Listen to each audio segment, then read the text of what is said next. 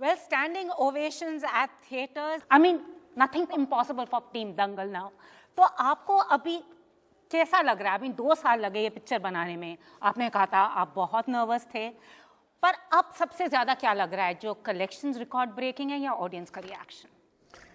दरअसल मुझे लगता है हम सभी को बेहद खुशी हो रही है कि जो प्यार, जो मोहब्बत इस फिल्म को मिल रही है, जो अपनापन इस फिल्म को मिल रहा है, लोग इसको अपनी फिल्म मान रहे हैं, इसको अपना रहे हैं, उससे इतनी खुशी हो रही है हम लोगों को कि हम बयान नहीं कर सकते. एक तो यकीन नहीं आ रहा है, 2-3 दिन तो मुझे लगे सिर्फ समझने में कि क्या हो रहा है, और अब इतनी खुशी हो रही है मुझे. और जैसे लोग कह रहे थे ना, डीमोनेटाइजेशन के सामने सबने हाथ ऊपर कर लिए थे, मगर अब डीमोनेटाइजेशन ने दंगल के सामने अपने हाथ ऊपर कर लिए. बिकॉज आई मीन मंडे को भी आप देखो जी, फुल हाउस चल रहा है, ओवर 85% ऑक्यूपेंसी. क्या आप एंटिसिपेट कर रहे थे कि ये रिएक्शन रहेगा, कि has that come as a surprise? I think Nitish ji, इतना मैंने तो नहीं सोचा था. आपने सोचा था? कॉन्फिडेंस था, लेकिन इतना ओवरवेलमिंग रिस्पांस मिलेगा इसकी एक्सपेक्टेशंस नहीं थी. हमें भी लगा था कि, मैं अपनी बात करता हूँ, जब मैंने कहानी सुनी थी तो मुझे बहुत पसंद आई थी, और उस वक्त मैं ऑडियंस रहता हूँ जब मैं कहानी सुन रहा हूँ पहली दफ़ा. तो मुझे लगा कि जब मुझे इतनी अच्छी लगी है तो हो सकता है ऑडियंस को भी अच्छी लगे. ये इतना मैंने नहीं सोचा था. आमिर सर ने एक बहुत खूबसूरत बात मुझे बोली थी. जब हम लोग टेस्ट स्क्रीनिंग्स कर रहे थे तो रिस्पांस बहुत यूनानिमस था और इतना ही खूबसूरत था. तो मैं बहुत खुश था ना. सर ने कहा था वेट करो, थिएटर में एनर्जी बहुत अलग होती है ना, तब तक के लिए वेट करो.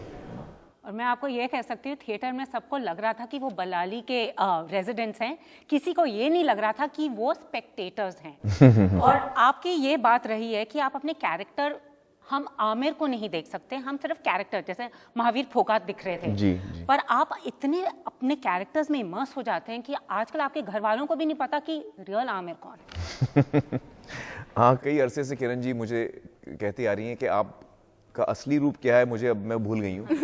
क्योंकि जब से वो मुझसे मिली हैं, मैं पहले तो जब मुझसे मिली मैं मंगल पांडे के रूप में था, उसके बाद गजनी भी था, तारे ज़मीं पर में अलग लुक थी, 3 इडियट्स, पीके, तो वो भूल गई अभी कि मेरी असली लुक क्या है. मैं खुद भूल गया हूँ कि मेरी असली लुक क्या है.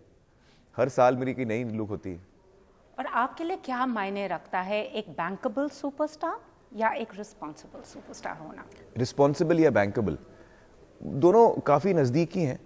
आई थिंक मेरे लिए इम्पॉर्टेंट ये है सबसे पहले कि जो मैं फिल्म कर रहा हूँ, जो मैं काम कर रहा हूँ, उसमें मुझे कितनी खुशी मिल रही है. सबसे पहले वो मेरे लिए ज़रूरी है कि मुझे कितनी खुशी मिल रही है ये काम करके.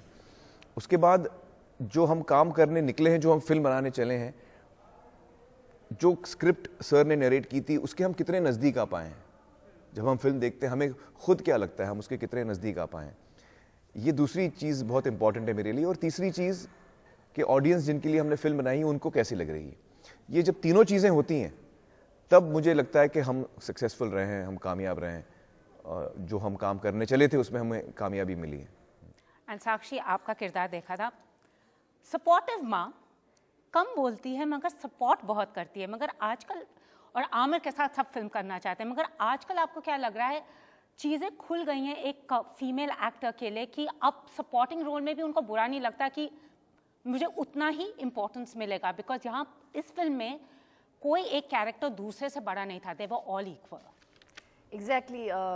इसमें तो जो मतलब हम लोग तो मेन फैमिली हैं, हमारा तो काम स्क्रिप्ट पे है, स्क्रीन पे है, सबको ये समझ थी कि हम क्या करने जा रहे हैं. लेकिन जो एक एक रिएक्शन वाले एक्टर्स हैं, आई थिंक उनका भी काम इतनी ब्यूटीफुली रजिस्टर होता है. चाहे वो जो NSA के वॉचमैन हैं, जब वो क्लोज कजिन वाली बात बोलते हैं और वो एक लुक देते हैं, जो वो दातुन कर रहा है, जो इन बच्चियों को पहली बार भागते हुए, I think each and every character is contributing something to the main journey of these 2 girls. तो वो तो आप मतलब बहुत अलग ही बात है कि अपने कैरेक्टर के बारे में सोचना. ये तो इतनी सुंदर, इतनी खूबसूरत कहानी है कि इसका सिर्फ हिस्सा होना ही मेरे लिए बहुत जैसे कहते हैं गर्व की बात है. तो मैंने तो दंगलाइजेशन हो गया. और सबसे हानिकारक कौन था? हमारे कोच कृपा सर. ये नहीं थे? बिल्कुल भी नहीं. मेरे लिए तो कृपा जी भी हानिकारक थे और नितिश जी भी हानिकारक थे क्योंकि इन्होंने मुझे पहले 30 किलो, करीबन 30 किलो बढ़ाया मेरा और फिर घटाया, हमारे बड़ा बाल टॉर्चर कटवाए, किया मुझे। और आप लोगों को भी बहुत खिलाया और खिलाया बहुत और दौड़ाया। बाल कटवा दिए चारों के। हाँ तो हानिकारक I think Nitish sir Nitish ज्यादा सर है। ज्यादा हाँ, है। नंबर 1 हानिकारक Nitish sir, rank 1 Nitish sir, number 2 कृपा जी। कृपा जी। और सबसे धाकड़ कौन था? सबसे धाकड़ हम सब और एक जैसे आप लोगों की ट्रेनिंग हो रही थी, हाँ सब वैसे धाकड़ थे, जैसे ट्रेनिंग हो जा रही थी, रेसलिंग एक करियर ऑप्शन हो सकता है सर, वैसे आपके लिए भी? मुझे एक्चुअली रेसलिंग बहुत पसंद आई और रेसलिंग के लिए एक सिर्फ टेक्निक तो सीखना ही है, फिट होना है, टेक्निक सीखना है, वो सारी चीज़ें हैं अपनी जगह, लेकिन मुझे लगता है रेसलिंग के लिए एक बहुत ज़रूरी चीज़ है, वो है अग्रेशन। आपके माइंड में अग्रेशन होना चाहिए कि आप आगे वाले को पछाड़ना चाह रहे हैं, वो फीलिंग आपके अंदर होनी चाहिए, जो मुझे लगता है मुझ में है सर। वो तो है, आपने दूसरे रेसलर सुल्तान ने भी अपने हाथ खड़े कर दिए। नहीं वो उसकी बात नहीं कर रहा हूँ। मुझे लगता है कि जब मैं मैं ऐसे नहीं कि मैं किसी को इंजर करना चाहता हूँ, क्योंकि रेसलिंग में हम इंजर कभी नहीं करते किसी को, लेकिन वो जो एक एक्साइटमेंट होती है मुझे किसी से भिड़ने की, उसमें मुझे बड़ा मजा आता है, भले मैं हार जाऊं उसके बाद, लेकिन वो मुझ में वो एक्साइटमेंट है। तो I would have I think made a good wrestler sir. Real life में जो हमने पछाड़ा है, पटक के मारा है इन लोगों को मैंने। आप हमारा साइज देखो और उस टाइम पे सर का साइज। कृपा सर ने हमें बोला कि आप भिड़ जाओ इनके साथ, लड़कियों के साथ। मतलब कोरियोग्राफ नहीं है वो। तो ये बुलडोजर की तरह चढ़ गए, फिर मेरे साथ तो ऊपर चढ़ गए, सानिया भाग गई। मैं तो रिंग से ही भाग गई थी। मैं अटैकिंग, मैं I am a very attacking wrestler, मैं डिफेंसिव रेसलर बहुत नहीं। मजा आता है वैसे। वो तो है, बॉक्स ऑफिस में भी सबने अपने हाथ खड़े कर दिए हैं अभी आप। और अभी सब सुल्तान और आपकी जो चल रही है उसमें they want to read between the lines. आप हमें बता दो है क्या माजरा? Salman and I are very fond of each other. There is no hate at all. That's his love when he publicly can tell me that. मतलब उसके मन में कितना प्यार है मेरे लिए और कितना कॉन्फिडेंस है उसके अंदर हमारे रिश्ते पर, तभी वो ऐसा मैसेज दे सकता है। And I am really fond of him, he is really fond of me, and so sweetly he saw the film, and बेचारा 2 दिन से वो मुझे बात करने की कोशिश कर रहा है, क्योंकि हमारी इत्तेफाक से मुलाकात नहीं हुई इसके बाद। एंड ही ट्विटर में ही डाल दूं मैं। नहीं, ट्विटर पे तो उसने डाला, लेकिन he was so loving, in his voice I could feel the pride. जैसे मैंने कहा ना, ये फिल्म लोग अपना रहे हैं, ऑडियंस अपना रही है, सलमान का भी वैसे मुझे फीलिंग आया कि उसको लग रहा था मैं अपनी फिल्म के बारे में बात कर रहा हूँ, और इतनी खुशी से वो हर चीज के बारे में मुझे बता रहा था। और एक और बात बताओ, लगान से पहले जो आपकी फिल्में थी वो होती थी टिपिकल मसाला फिल्म। लगान के बाद ऐसा कौन सा मूवी मंत्र आपके हाथ में पड़ गया कि काई परत गई? या आपने was it a conscious decision कि मैं ऐसी ही फिल्में करूंगा और मैं ऐसी फिल्में नहीं करूंगा? नहीं, ऐसी बात नहीं है। मुझे लगता है कि लगान से पहले भी मैंने कई फिल्में की थी जो बहुत ही अलग किस्म की थी। शायद मेरी पहली फिल्म उस वक्त एक पाथ ब्रेकिंग फिल्म थी, उस वक्त बहुत ही वायलेंट फिल्में बन रही थी। तो क़यामत से क़यामत तक जो आई वो बहुत ही एक नई सेंसिबिलिटी की फिल्म आई, आई थिंक। उसके बाद जो जीता वही सिकंदर बहुत ही अलग किस्म की फिल्म थी। अंदाज़ा अपना बहुत ही अलग किस्म की फिल्म थी। सरफरोश, रंगीला, ये सारी फिल्में जो थी वो भी काफ़ी अलग अलग थी। तो आई थिंक मुझ में भी धीरे धीरे ग्रोथ, हर इंसान में ग्रोथ आता है, क्रिएटिवली मुझ में भी एक ग्रोथ आया है। और तो मैं उस वक्त, जिस वक्त मैं हूँ, जिस समय में मैं हूँ, उस वक्त मुझे जो चीज़ एक्साइट करती है मैं उसके तरफ बढ़ता हूँ। उस वक्त भी मेरी फिल्में मार्केट में रिलीज से पहले ये मानी नहीं जाती थी कि ये कमर्शियली हिट होने वाली हैं।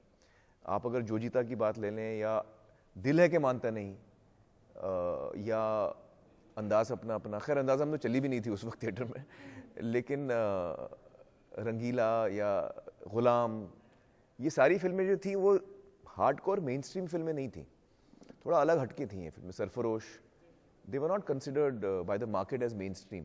तो मुझे मार्केट में जो कि मार्केट मुझ पे कॉन्फिडेंस करे पूरी तरह से, वहां तक पहुंचने में मुझे करीबन आई थिंक 20 साल लग गए, 20 साल। और 2008 में वहां कहीं जाके मार्केट को लगा कि भैया ये जो करता है अलग करता है, लेकिन शायद सही करता है। इसलिए आप मार्केट को बोलते हैं वेट किया करो, 2 साल बाद में पिछड़े करूंगा। नहीं, I think the market took them 20 years to trust me blindly. और आप एकदम ब्लाइंड ट्रस्ट है। अब उनको कॉन्फिडेंस है आई थिंक, क्योंकि मैंने इतनी आड़ी टेढ़ी फिल्में की और वो चल गई हैं तो उनको लगता है हमको पता नहीं है क्या करता है। चलो इनको परफेक्शनिस्ट खान के नाम से सब जानते हैं और इनका दिल चाहता है, मैं डायलॉग भी था, यू कांट चेंज परफेक्शन करके, पर अब परफेक्शनिस्ट खान तो अब पुराना हो गया, अब कौन सा नया नाम आप इनको देना चाहेंगे?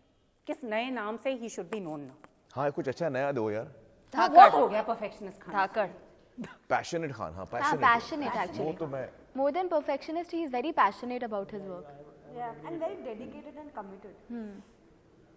which is very inspiring for, I think, us Everyone. and everyone Yeah, because around him. you get to see that in spite of being in the industry since so many years, even now when he,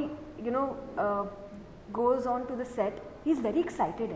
He's like a child, it's yeah and it's very, बहुत infectious है ये vibe जो है. Yeah, it बहुत oozes infectious out है. of him. तो I think even in Dangal, सबका vibe इतना, everybody was so excited about this film, no? I think that's why the audience can also feel it.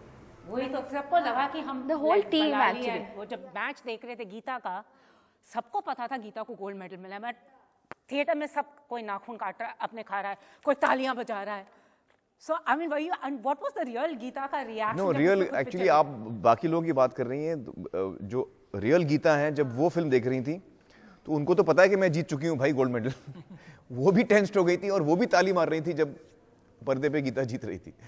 तो ये नितेश जी का कमाल है कि उन्होंने वो मोमेंट इतना अच्छा कमाल का क्रिएट किया कि लोगों को इतना टेंशन होता है जबकि वो जानते हैं कि वो गोल्ड मेडल जीत चुकी है। और दंगल आपने जैसे 4 साल से आप काम कर रहे थे, 2 साल में बॉडी का ट्रांसफॉर्मेशन हो गया, लिव्ड एज महावीर फोगाट, और इतने लेयर्स हैं। फादर डॉटर की कहानी है, दैट फादर डॉटर जो जैसे Fight दोनों होता है दंगल मेरा सबसे फेवरेट सीन था और सबसे टेंस मोमेंट भी था, बिकॉज बाप की भी आप देख रहे थे लाचारी, बेटी की भी देख रहे थे रिबेलियन हो रहा है। क्यों यूजुअली आप देखते हैं बेटा और बाप की लड़ाई, यहाँ पर बेटी और बाप। आई थिंक हिंदी सिनेमा में ये पहली दफा है कि बेटी और बाप के बीच में टकराव होता है जी और कॉन्फ्लिक्ट इतना ईगो क्लैश हो जाता है इतने बड़े लेवल का।